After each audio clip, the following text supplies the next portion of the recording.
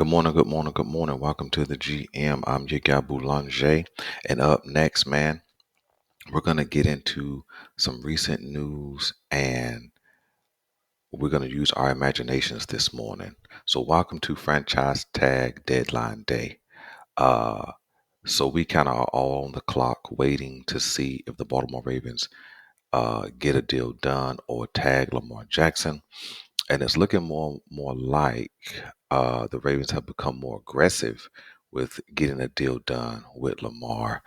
Not sure why they waited to the the 11th hour, so to speak, to do that, but it is what it is.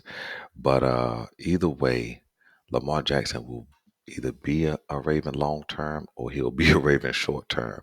But either way, something's going to happen today. So we're just awaiting that news. But I got a hot one for you. So I know you guys have heard that the Tennessee Titans are considering trading Derrick Henry, or they're gauging um, interest and or his trade market. Okay. So here's my hot one this morning. I believe the Baltimore Ravens should trade for Derrick Henry whether Lamar Jackson stays or Lamar Jackson goes.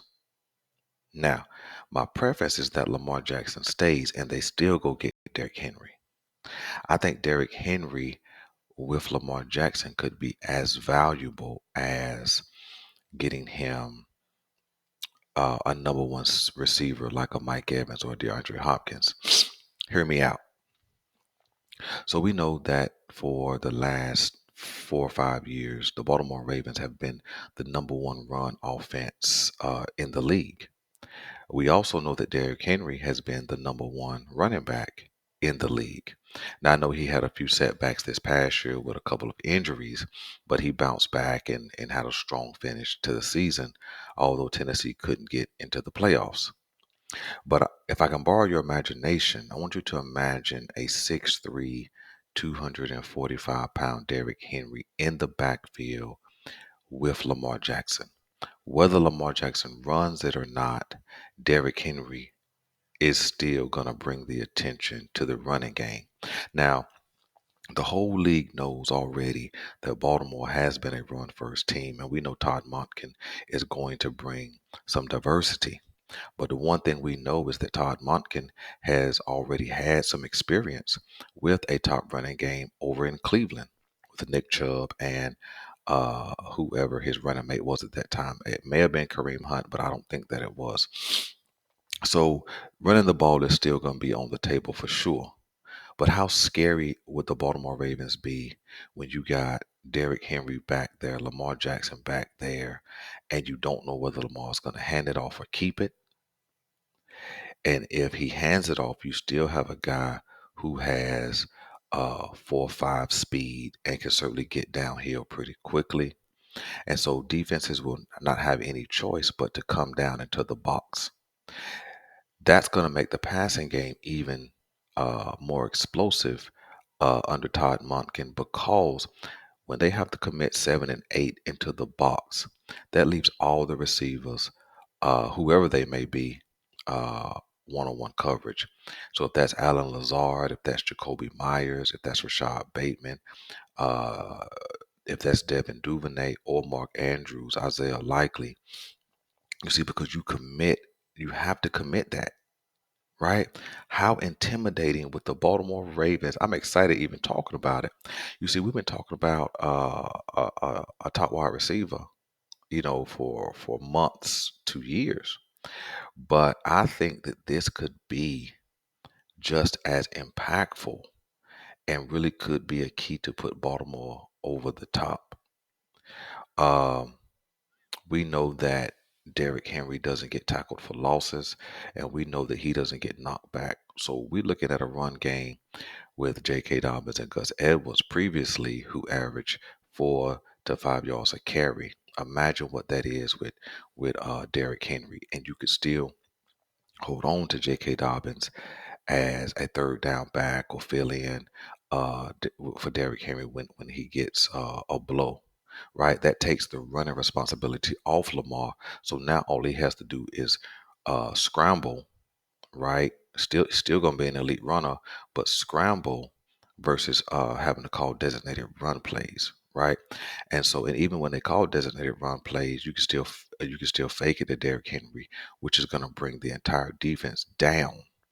And now Lamar can get out the back door even more smoothly. So, man, I'm just imagining what that would look like in Baltimore. Now, let me get to my second point. Even if Baltimore can't get a deal done with Lamar, franchise tags him, and then he ends up signing with another team, okay, we still get some draft capital, but I still think we should pursue Derrick Henry. Here's why. What you're probably going to have most certainly is a rookie under center. And what's more beneficial for a rookie quarterback than a dominant run game, right? Derrick Henry is still going to be an intimidating factor in Baltimore Ravens black and purple than even J.K. Dobbins.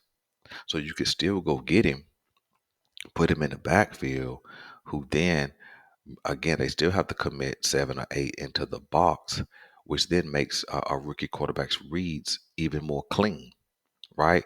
Because when you look up, there's going to be single coverage, and then when teams start to try to play the pass more effectively, now you hand that ball off to Derrick Henry, and then offset that also with being able to hand it off to J.K. Right? So, how does a deal get done? Well, I was wasn't able to sleep last night, so I got on the computer and looked up some things. Well, Derrick Henry has a cap hit. He has a $10 million base salary, and then he has a cap hit of $16 million for the Tennessee Titans. Okay, if they cut him, it, they're going to have a $10 million cap hit. But if they trade him, they're only going to have a $5 million cap hit, which means about 10.4, $10.5 million comes over to his new team. That's what Baltimore will have to pay Derrick Henry for this season. Well, I looked into the 2024 season and the 2025 season, and Derrick Henry's base salary drops exponentially down to right around 4 to 5 million, and then 4 to 5 million in 2025. But his dead cap hit goes down as well, and so he becomes even cheaper as he turns 30 and then 31. So you don't even really have to do anything with his contract if Baltimore doesn't want to. They can just keep him like it is and allow allow him to play out his contract here with the Baltimore Ravens, or they can certainly redo a deal and they can do like a 3-year deal, 30 million, something like that, and then do him a signing bonus, which then will bring that cap hit down. So they can certainly get the cap number down. That won't be no problem.